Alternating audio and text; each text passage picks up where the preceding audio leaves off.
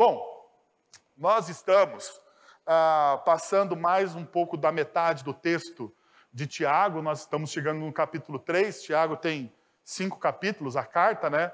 Uma carta de 5 capítulos é uma carta consideravelmente, aí, uma carta grande, né?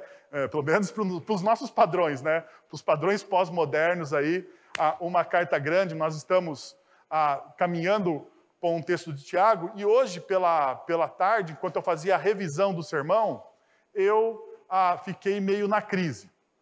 Porque eu falei assim, bom, eu ia pregar de Tiago 1,13, de 3,13 a 4,12.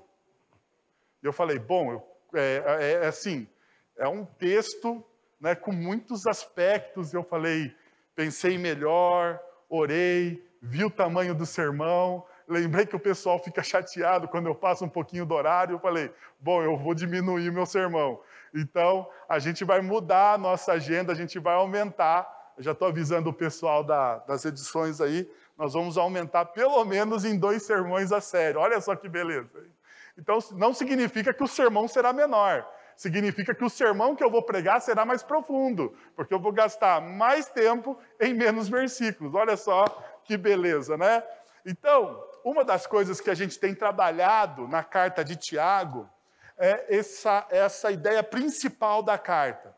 Eu tenho repetido domingo após domingo. Por quê? Porque eu quero que você saia com isso solidificado ao final dos nossos encontros dominicais. Ao final dessa série, quando mais tarde você reler a carta de Tiago, eu gostaria que você falasse, poxa, a gente já viu isso, e isso aqui que eu estou lendo quer dizer exatamente isso. A fé move os discípulos a darem passos em obediência radical para moldar e formar o caráter de Cristo, tornando o Evangelho conhecido no contexto onde estão inseridos. E o que é isso? Isso é o Evangelho, essa é a fé em ação. Então, para que isso de fato aconteça na sua vida, na minha vida, na vida da nossa comunidade, nós precisamos descomplicar a nossa fé.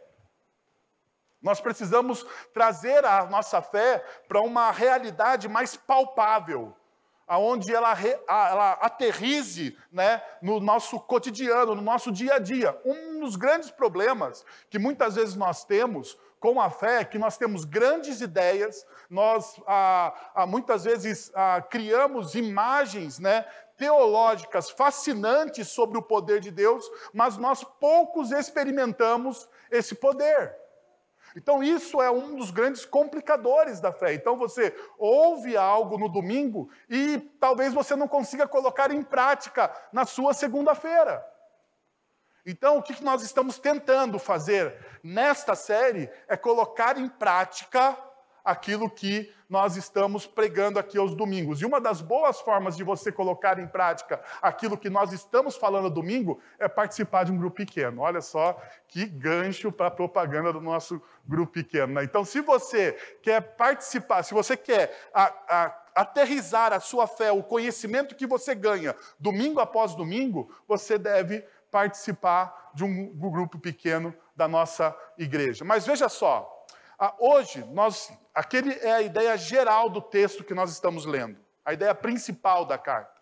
Hoje, eu gostaria de dar uma reduzida com vocês e trabalhar nos próximos 2 domingos, este e o próximo domingo, essa ideia.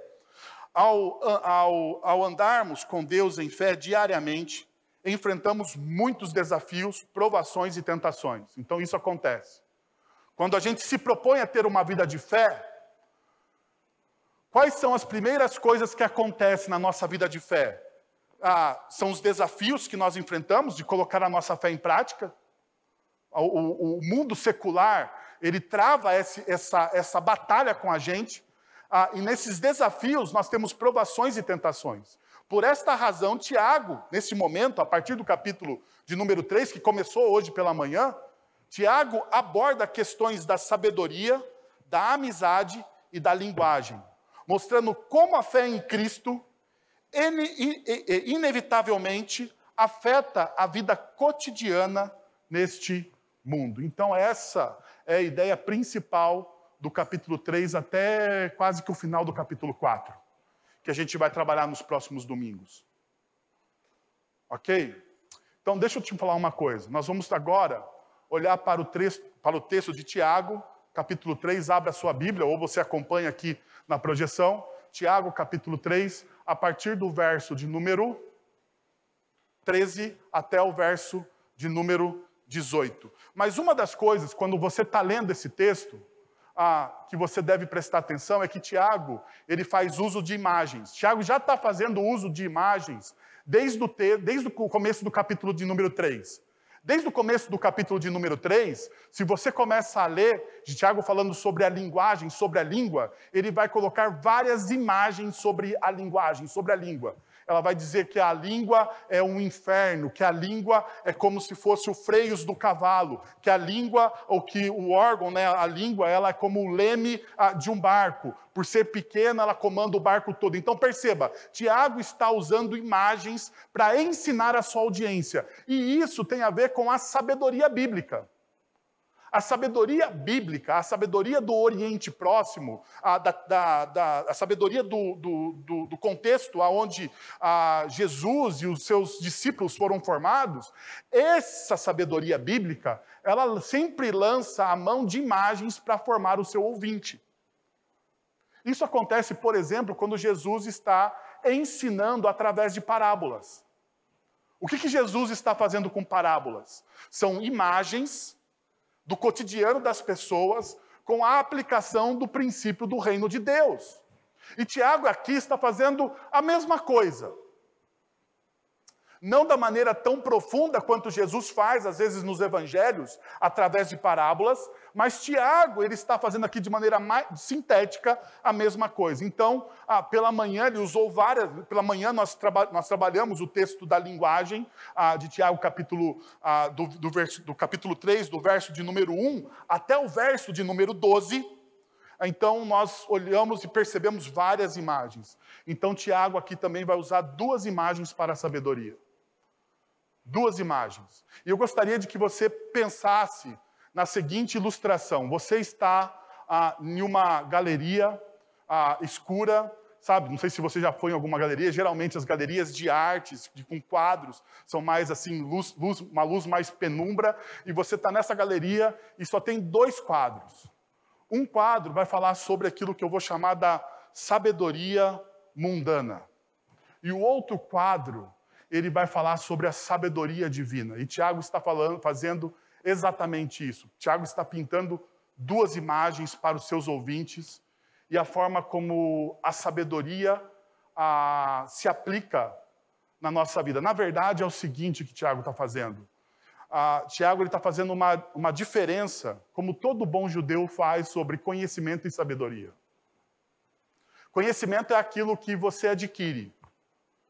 Então, você vai para uma faculdade e você conquista conhecimento. Você é ensinado pelos professores da faculdade sobre as matérias.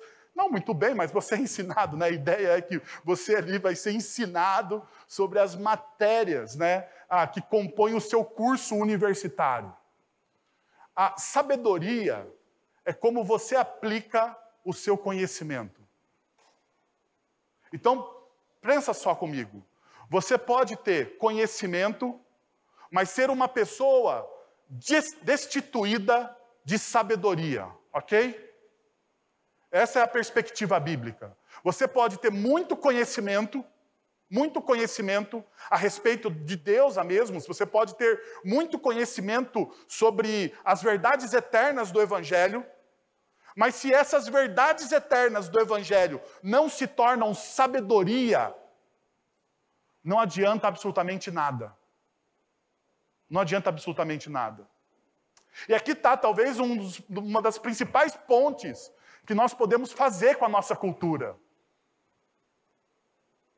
O Brasil hoje talvez seja, dentro da América Latina, um dos países com o maior número de evangélicos professos, com evangélicos identificáveis. Nós somos hoje, segundo o censo, o último censo, talvez a gente até tenha passado essa barreira, os evangélicos brasileiros somam hoje 1/3 da população do nosso país. A pergunta que eu quero fazer para vocês e que eu quero trazer à sua reflexão é: se o conhecimento que a nossa nação tem a respeito do Evangelho tem se transformado em sabedoria de Deus para as pessoas da nossa nação. Se o nosso conhecimento a respeito do Evangelho de Cristo Jesus tem penetrado a vida das pessoas e tem transformado, de fato, a nossa nação, não daquele jeito romântico que a gente vê, mas transformações, assim, profundas no caráter dos nossos políticos, na forma como administramos as nossas empresas, na forma como educamos nas nossas faculdades. Isso deveria permear, se nós somos um terço da população do nosso país, nós deveríamos sentir o Evangelho pulsar na rotina da nossa cidade.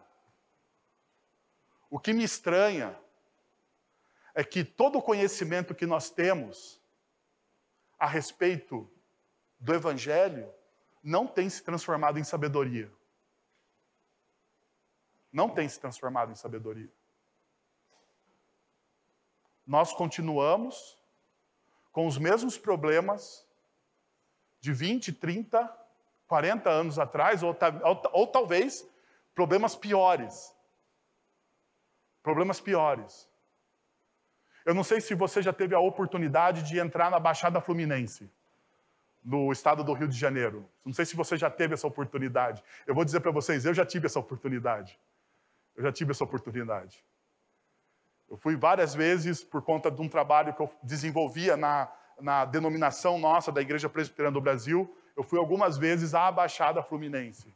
Eu vi de perto, assim, você entrar num lugar e ter que pedir para o dono da milícia você poder entrar naquele lugar. Eu vi isso de perto. Isso é real, isso não é a história ou ficção, não, isso acontece no nosso país. Sabe qual que é um grande problema que eu vejo, por exemplo, no estado do Rio de Janeiro, que é um dos estados mais evangelizados da nossa nação? É essa falta de transformação. Pasmem vocês, no estado do Rio de Janeiro, donos de milícia, de grupos armados, são membros de igrejas evangélicas. Pasmem vocês, no Rio de Janeiro, existem pessoas que fazem parte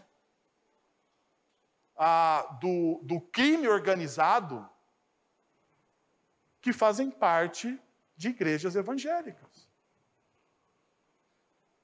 A pergunta: faz alguma diferença? Muda alguma coisa? Houve de fato transformação?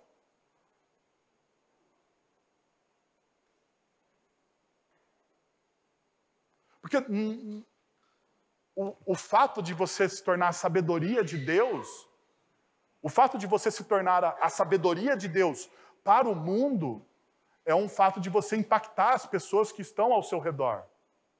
Então veja, Tiago está escrevendo exatamente isso, está dizendo exatamente isso, está pintando esse quadro da sabedoria. E o primeiro quadro que ele pinta é sobre a sabedoria mundana. E nós vamos ler isso do verso de número 14 até o verso de número 16. Olha o que o texto vai nos dizer. Contudo, se vocês abrigam no coração inveja amarga e ambição egoísta, não se gloriem disso, nem neguem a verdade.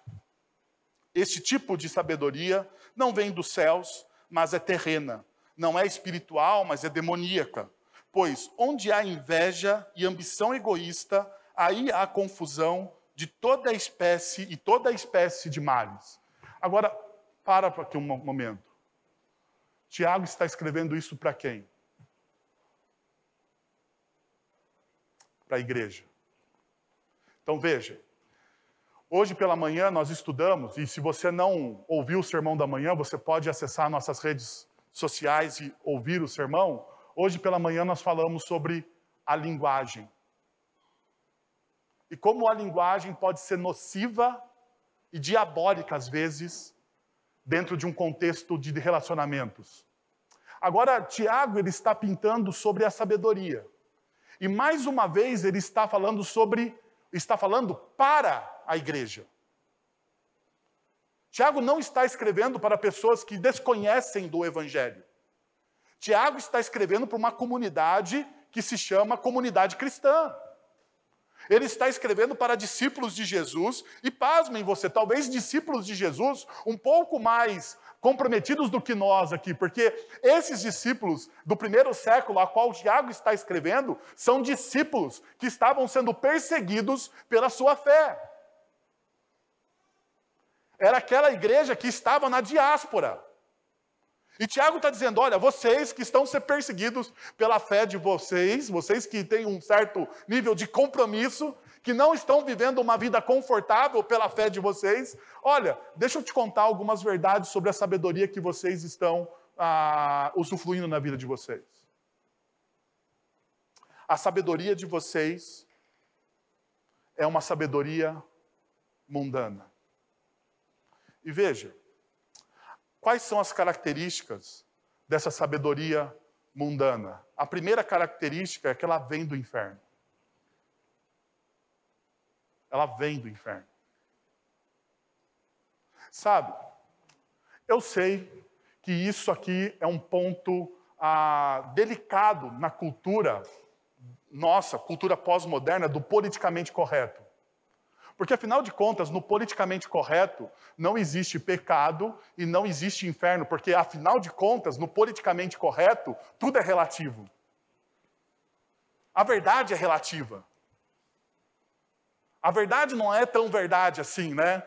Não é tão verdade assim, né? O verde não, no politicamente correto, o verde não é tão verde, o rosa não é tão rosa, né? As cores não são tão cores.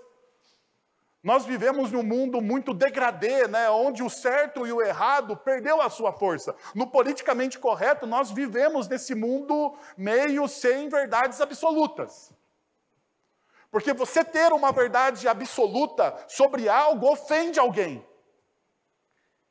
Eu sei que isso é complicado. Mas o texto de Tiago, ele não trabalha com meias verdades. A Bíblia não trabalha com meias verdades. A Bíblia, na verdade, a Bíblia será um livro sempre politicamente incorreto. E por quê? Porque a Bíblia vai chamar para si as próprias verdades absolutas da nossa criação e a verdadeira narrativa da história da humanidade. Então, o texto que Tiago está mostrando aqui, a verdade que Tiago está mostrando é o seguinte. Você tem duas opções na sua vida. E as opções que você tem na sua existência é: ou você faz parte do reino de Deus, e você serve a Deus e o seu reino, ou então você faz parte do reino das trevas. Ou você está encharcado da sabedoria divina, ou a sua sabedoria é mundana. Então perceba, Tiago não tem meio termo. Ele vai atacando os problemas e vai colocando as coisas no seu devido lugar, ou como elas devem realmente ser. Agora, uma outra característica dessa sabedoria mundana, ela é motivada, veja só, por inveja amarga e ambição egoísta. Veja, Tiago ele tem o cuidado de adjetivar a inveja e adjetivar o egoísmo. A ambição, desculpa. Tiago vai falar de inveja amarga. E talvez para a nossa cultura seja um pouco complicado falar sobre inveja e daí amarga, né? Mas, porque na nossa cultura talvez a inveja seja uma virtude, né? No mundo das redes sociais. No entanto,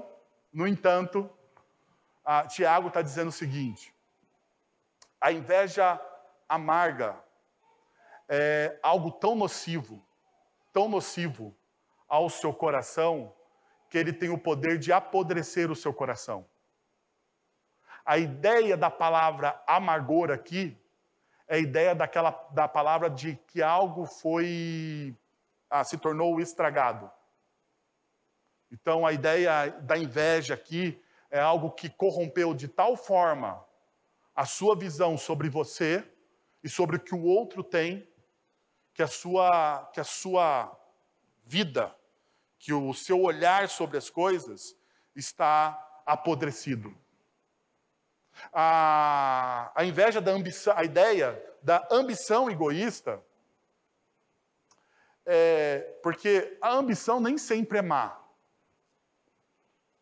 Existe uma boa ambição na vida. Só o fato de você desejar crescer é uma boa ambição. Mas o que Tiago está dizendo então aqui, está falando o seguinte, olha, a ambição egoísta, essa ambição egoísta que você deseja crescer somente para você, é algo que pode ser bom, mas que, por causa do seu egoísmo, se torna altamente hedonista. Se torna altamente próprio para o seu prazer, e para o seu único e exclusivo prazer. Então perceba o que Tiago está dizendo aqui. A inveja amarga e a ambição egoísta elas são as raízes de todas as lutas que acontecem dentro dos nossos relacionamentos.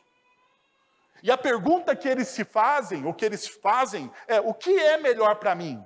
Essa é a pergunta que muitas vezes nós fazemos, que revela a nossa inveja amarga e a nossa ambição egoísta. O que é melhor para mim?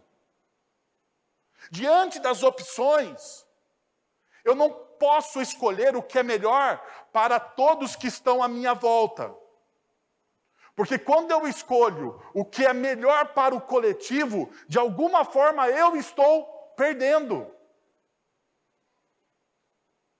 A inveja amarga e a ambição egoísta, ela sempre vai fazer uma única escolha. E essa única escolha é pensando em si mesmo. Veja, não são esses os raízes do sonho do bem-estar da classe média brasileira? Subir a escada social, alcançar suas aspirações, afirmar-se, promover, avançar na vida, conquistar recursos financeiros. Não é essa a pergunta que norteia muitas vezes os nossos sonhos e desejos, que revelam a nossa inveja amarga e a nossa ambição egoísta. Enquanto Jesus nos diz, nega-te a si mesmo, a nossa cultura busca completamente o contrário.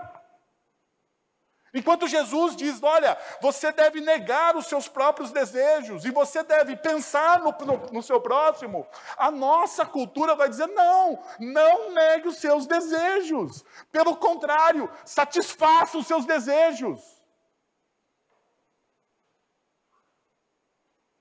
O grande problema disso tudo é que, ao avançarmos na vida, nós deixamos pessoas para trás.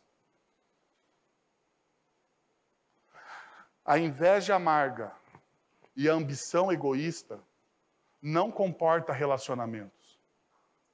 Não comporta.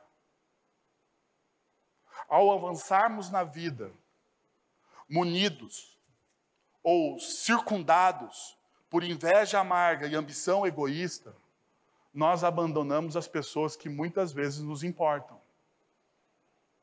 Nós abrimos mão dos nossos relacionamentos com as nossas esposas, com os nossos filhos, com os nossos amigos, com a nossa comunidade, porque afinal de contas, você não tem tempo para ninguém a não ser para você mesmo.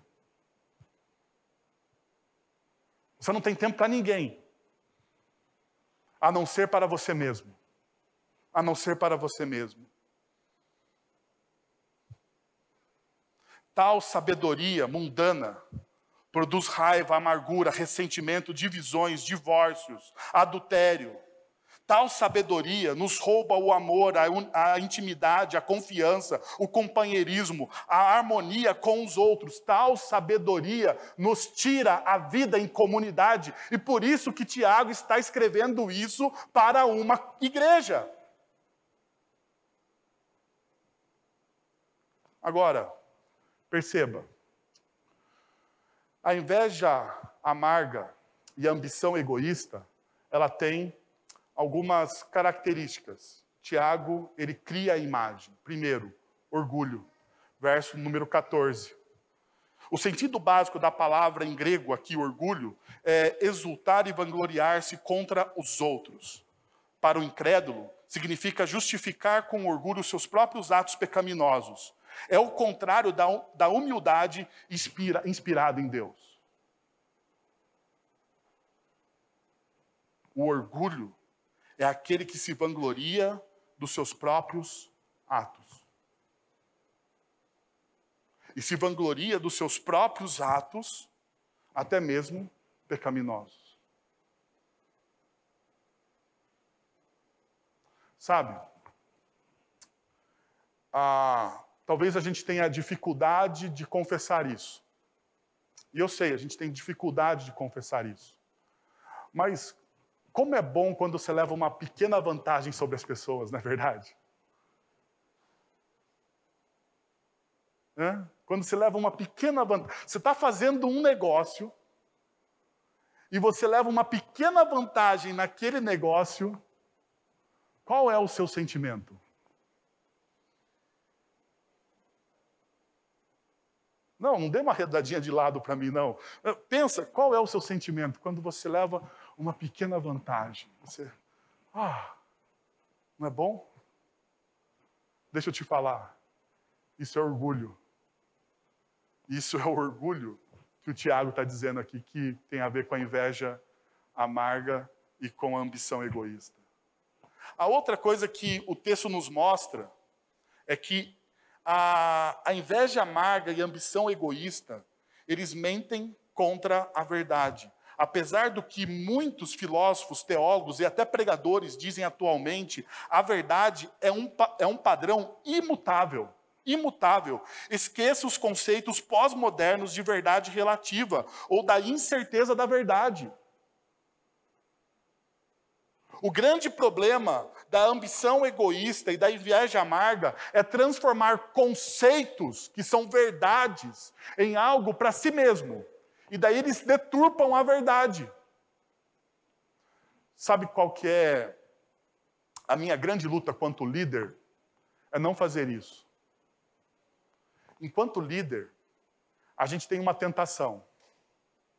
E a tentação do líder é transformar um conceito absoluto e verdade para manipular pessoas. Essa é a tentação de todo líder.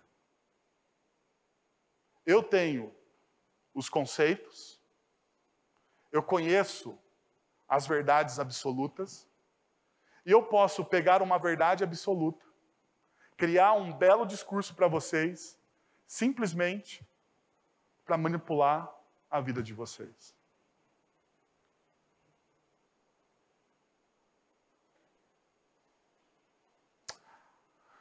A ambição egoísta faz isso com muitos líderes evangélicos dentro de comunidades cristãs. Muitos líderes.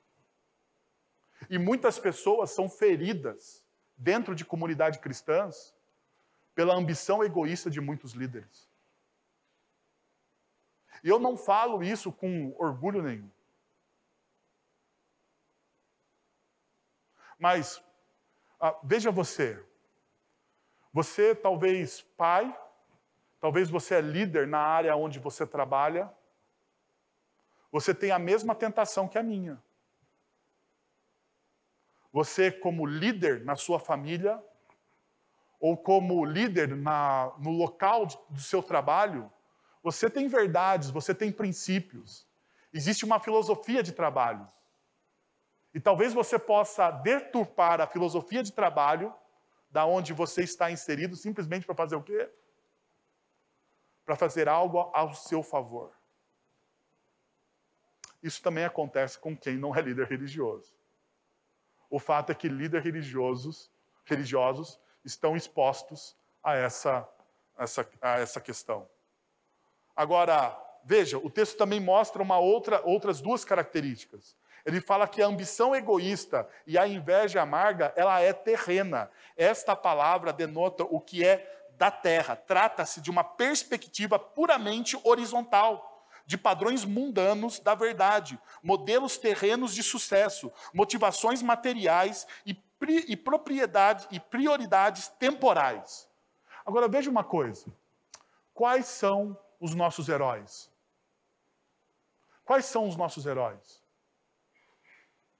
Você já parou para pensar sobre quem são as pessoas que você admira? Quem são as pessoas que você de fato admira? Pense aí. Pense. Pense. Vocês sabem, eu sou uma pessoa que gosta um pouco de tecnologia e de inovação. Então, deixa eu te falar uma coisa e confessar um pecado e te ajudar na ilustração aqui. Um dos meus heróis era porque morreu, né? É o Steve Jobs. Não existe melhor mente de inovação, tecnologia, do que Steve Jobs. Tem um livro chamado Criatividade S.A., do fundador da Pixar. Eu tenho, é a minha Bíblia de criatividade. Sério. Mas, com o caminhar da minha vida, e eu olhando para os meus heróis, eu pensei o seguinte: quais são os princípios que norteiam a vida do Steve Jobs e dos criadores da Pixar? E quando eu fiz essa pergunta, eu descobri que os princípios que norteiam a vida do Steve Jobs e dos criadores da Pixar não são os mesmos princípios que norteiam alguém que anda no Evangelho de Cristo Jesus. Isso não quero tirar a qualidade deles, porque eles têm qualidades, afinal de contas nós somos reformados e cremos na graça comum. No entanto, eles não podem ser os meus heróis. Sabe por quê? Porque o meu padrão de sucesso era horizontal. O meu padrão de sucesso era mundano. Então deixa eu te falar qual é o meu herói bíblico agora. O meu herói bíblico chama-se João Batista. É o cara mais irado de todas as histórias bíblicas, João Batista. Ele é melhor do que Pedro, melhor do que Davi, ele é melhor do que qualquer um outro. Eu sei, você talvez não conheça João Batista, mas João Batista, o primo de Jesus, ele é o cara mais irado de todos os tempos. De todos os tempos. João Batista, ele é tão irado que ele tem uma dieta especial, né? Ele é o primeiro pastor vegano que acontece, ou que nasce na face da terra, porque ele come mel e gafanhoto. Ou seja, eu não sou muito fã da dieta, ou seja, eu não sigo a dieta do João Batista, nem de perto, apesar dele ser meu herói, eu não sigo a dieta dele. Mas tem uma coisa que João Batista tem, que todos nós precisamos ter. João Batista, ele é fiel. Ele é fiel ao chamado dele. Ele não negocia os princípios e valores dele para se tornar alguém famoso. E veja, se você ler a história de João Batista, você vai perceber que em determinado momento da história, ele é alguém famoso. As pessoas estão indo ao deserto para ouvir a mensagem dele. Ele é um bicho grilo, mas ele está sendo uma pessoa falada. As pessoas estão indo ouvir uma mensagem, e pense só, não é uma mensagem água com açúcar, não é um coach gospel, é raça de víboras. E João Batista está pregando, e ele vai até as últimas consequências, seguindo os princípios que ele tem. Para a glória de Deus. Independente qual é a consequência final. A pergunta é, qual é a consequência final da vida de João Batista? Ele é preso e martirizado, morto, porque ele não se vendeu ao sistema. Pergunta, João Batista é um estereótipo de sucesso da nossa cultura? Não. Porque nenhum dos santos homens de Deus será um estereótipo de sucesso da nossa cultura.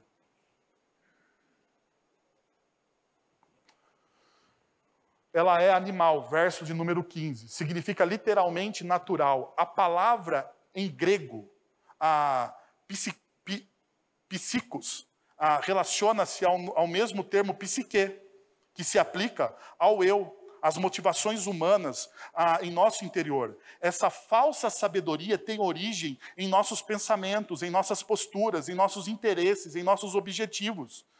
Não é uma sabedoria que vem do espírito, que vem do alto. É uma sabedoria nossa. Então, Tiago está dizendo, olha só, essa sabedoria que vocês tanto falam, nasce de dentro de vocês. Tem a ver com as suas santas vontades, com os seus santos desejos. Tem a ver com isso, com as suas santas vontades, com os seus santos desejos, com aquilo que você mais gosta, mas isso não tem a ver com a palavra de Deus. A origem dessa sabedoria está em você. E por último, ele vai dizer, ela é demoníaca. Ela é demoníaca. Perceba, a ênfase está na sabedoria que reflete uma filosofia, um padrão de pensamento tão oposto à vontade de Deus que poderiam ser endossados até por Satanás. Perceba, a ênfase está na sabedoria que reflete uma filosofia, um padrão de pensamento tão oposto à verdade de Deus que poderiam ser endossados até por Satanás. Sabe, quantas vezes nós celebramos, ou melhor, quantas vezes nós não damos valor nós não sentimos a dor do pecado? Porque o que o texto está dizendo é isso aqui. Quantas vezes nós minimizamos o pecado? Porque qualquer coisa, qualquer pensamento que é oposto à verdade de Deus é pecado. Mas na nossa cultura o pecado está em desuso. Né? Na cultura gospel, falar de pecado, oh meu Deus, não dá. Não dá. A maior igreja, James Austin, é o pastor da maior igreja norte-americana. Maior igreja norte-americana. Tem mais de 25 mil membros. Uma baita de uma igreja. Um dia ele dando uma entrevista, ele falou o seguinte, na minha igreja não se fala mais em pecado. Porque veja, as pessoas já estão sofrendo demais.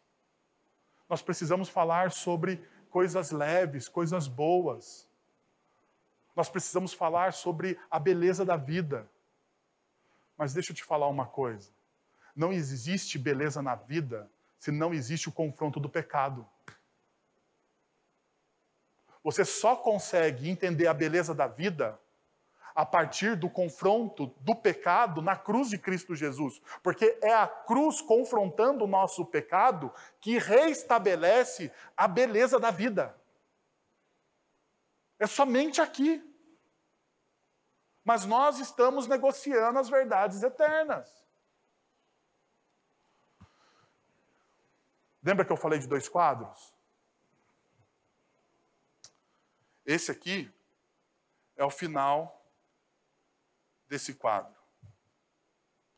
A terceira característica, o resultado o resultado dessa sabedoria mundana é desordem e mal. Desordem e mal. Qual que é o resultado das características da sabedoria mundana? É a desordem e o mal. Você deve perguntar, mas por que a minha vida está tão complicada? Deixa eu conversar com você. Será que você não está sendo guiado por essa sabedoria?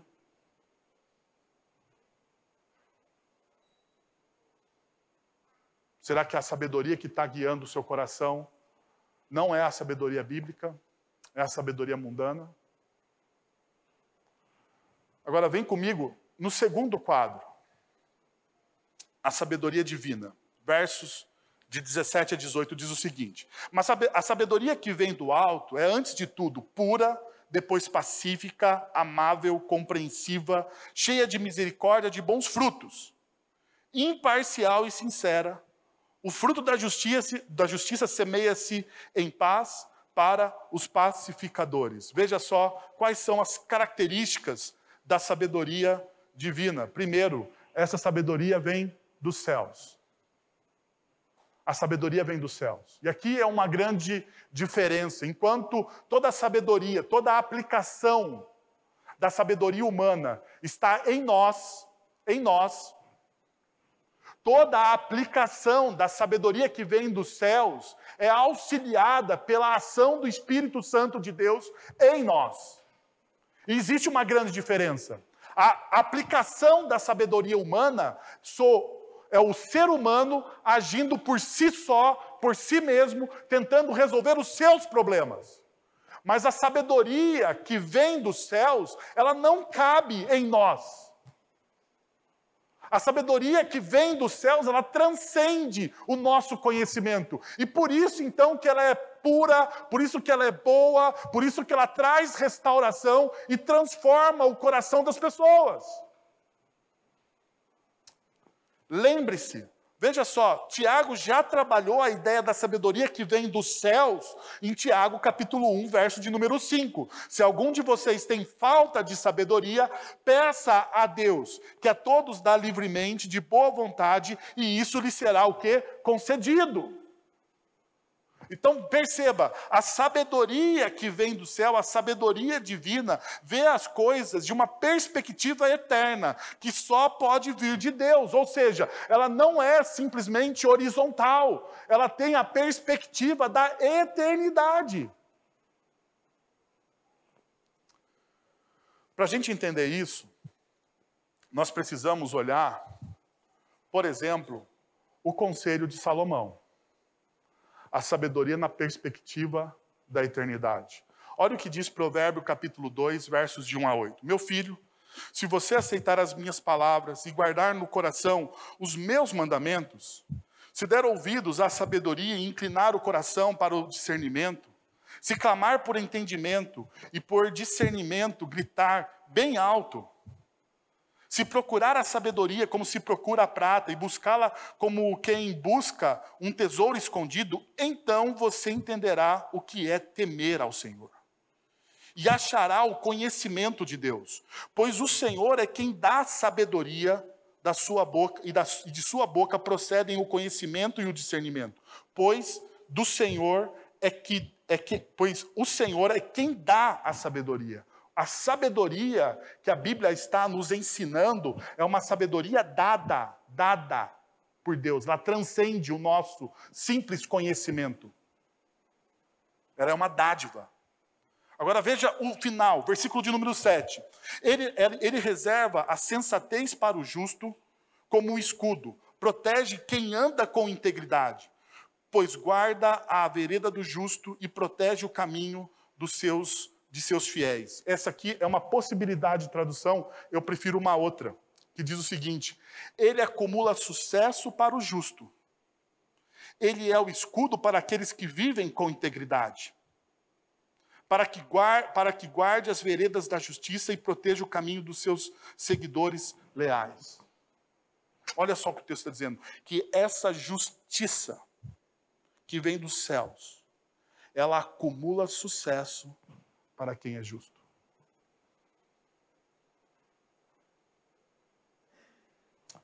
talvez uma das coisas que nós mais busquemos na nossa vida é a palavra sucesso, não é? Quem não quer ser bem-sucedido? Fazemos cursos para sermos bem-sucedidos, né? Compramos livros de autoajuda, entramos em pirâmides, né? Porque nós queremos ser bem-sucedidos. Quem não quer uma folga no orçamento, que atire a primeira pedra? Fique tranquilo, fique tranquilo. Isso é uma busca de todos que estão nessa cultura. A pergunta é, o que é sucesso para um discípulo? Porque veja, aquilo que é sucesso, e aqui está a questão da sabedoria aplicada. Aquilo que é sucesso para alguém que tem uma sabedoria horizontal, não é o mesmo que é sucesso para alguém que tem uma sabedoria vertical. A sabedoria mundana qualifica e dá o vislumbre de sucesso em outros paradigmas que há sabedoria bíblica. A questão é, o que é sucesso para um discípulo de Cristo Jesus? Sucesso, segundo o texto que nós lemos, é ser íntegro.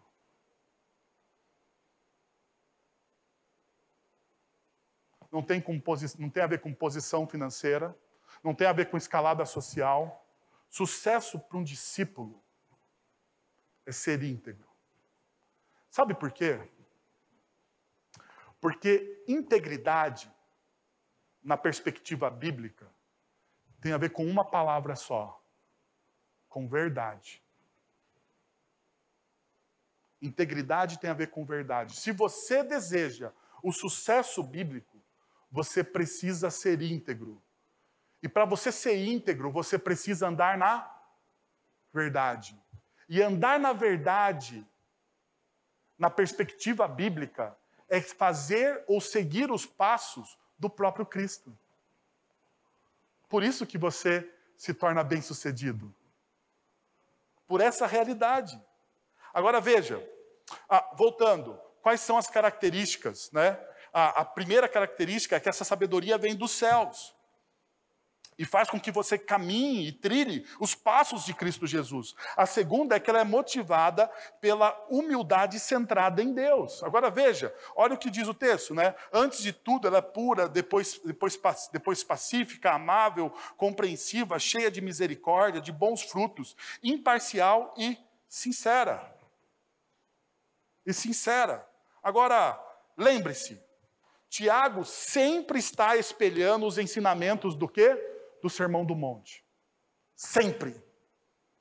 Tiago está pegando os ensinamentos do Sermão do Monte e está aplicando à vida dos crentes da sua comunidade. Então, perceba a sabedoria centrada em Deus. Ela é pura. Bem-aventurados os puros de coração, porque verão a Deus. Ela é pacífica. Bem-aventurados os pacificadores, porque serão chamados filhos de Deus. Ela é amável. Bem-aventurados os mansos, porque herdarão a terra. Ela é compreensiva. Bem-aventurados os humildes de espírito, porque deles é o reino dos céus. Ela é cheia de misericórdia. Bem-aventurados os misericordiosos, porque alcançarão misericórdia. E ela tem bons frutos. Bem-aventurados que têm fome e sede de justiça, porque serão o quê? Fartos. Fartos. Agora veja, você só consegue essas características, não por si só. Não por si só. Essas características, elas precisam estar em acordo com a primeira parte que eu falei para você. Você precisa estar seguindo os passos do Cristo. E a sua sabedoria precisa estar centrada no conhecimento de Deus. É isso que vai fazer total diferença na sua vida. E por último, qual é essa característica? A terceira característica da sabedoria divina, o resultado dela é em paz e justiça. Ela resulta em paz e justiça. Se a sabedoria mundana, que é contrária a Deus, resulta em desordem, para a sua vida? A sabedoria divina, que é centrada em Deus, resulta em paz. Deixa eu te falar uma coisa dessa ideia de paz aqui. A paz que o texto está usando aqui é a mesma paz que a Septuaginta vai usar para Shalom. Eu não sei se você tem o conceito de Shalom fresco na sua cabeça, mas deixa eu te dar qual que é a ideia principal do Shalom. O Shalom, essa paz, não é uma paz zen, sabe? Essa paz, eu estou em paz. O mundo está um caos à minha volta e eu estou em paz. Não é uma paz zen. A paz do Shalom é a paz que é existencial. O que é uma paz existencial? É você estar satisfeito e completo consigo mesmo. O Pascal vai dizer o seguinte, você já ouviu essa frase. O Pascal vai dizer o seguinte, vai falar assim, existe um vazio, um buraco no coração do homem, que somente Deus pode ocupar aquele buraco. Somente Deus pode preencher aquele buraco. O Agostinho vai dizer o seguinte, pouquinho antes de Pascal, o Agostinho vai dizer o seguinte, que nós só encontramos repouso, paz, quando nós nos encontramos com o nosso Criador. Quando o nosso Criador quando a gente repousa no nosso Criador, nós encontramos essa paz. O Agostinho diz isso. E o Calvino, ele vai dizer uma outra coisa. O Calvino vai dizer o seguinte, que você só consegue se conhecer se você conhecer aquele que te criou. Porque em qualquer outro lugar as respostas são erradas. Sabe por que você não tem paz? Porque existe um vazio no seu coração. Sabe por que você não tem paz? Porque você está repousando em qualquer outro lugar e esse lugar não é Deus. Sabe por que você não tem paz? Porque você não conhece o seu Criador.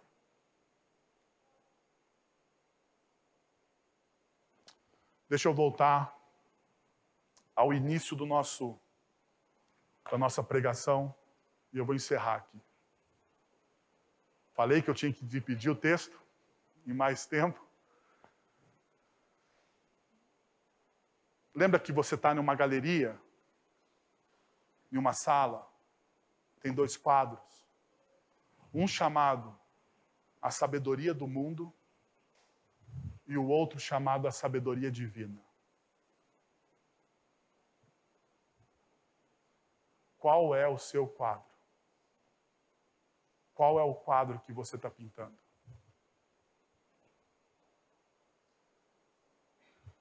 Que tal você fechar os seus olhos, abaixar sua cabeça? Você gastar um tempo diante de Deus, pensando nisso. Vamos receber a bênção? Senhor, muito obrigado por tudo aquilo que o Senhor fez no nosso meio hoje. Muito obrigado pela Tua palavra, Senhor. Que ela ecoe, ó Deus, e que ela crie ressonância no nosso coração, Pai. Que a nossa sabedoria, Pai, não seja uma sabedoria mundana. Que o nosso conhecimento de Deus, ó Deus, seja uma sabedoria prática. Que nós sejamos a sabedoria de Deus para este mundo que precisa da Tua palavra, Senhor. Que o Senhor traga refrigério, paz aos nossos corações, ó Deus. Que nós encontremos o nosso lugar de repouso no Senhor. Que o vazio que muitas vezes habita no nosso coração seja preenchido pela presença do Teu Santo Espírito. Pois o Senhor e Cristo Jesus é o Deus que merece a única honra e glória. Obrigado, Santo Espírito de Deus. Obrigado pelo teu amor. Agora, irmãos, que a graça de nosso Senhor e Salvador Jesus Cristo, o amor de nosso Deus e Pai, o conselho, o consolo, o poder e a ação do Santo Espírito de Deus estejam sobre vocês agora e pelos séculos dos séculos. Amém. Deus abençoe. Uma excelente noite de domingo, uma semana abençoada em Cristo Jesus.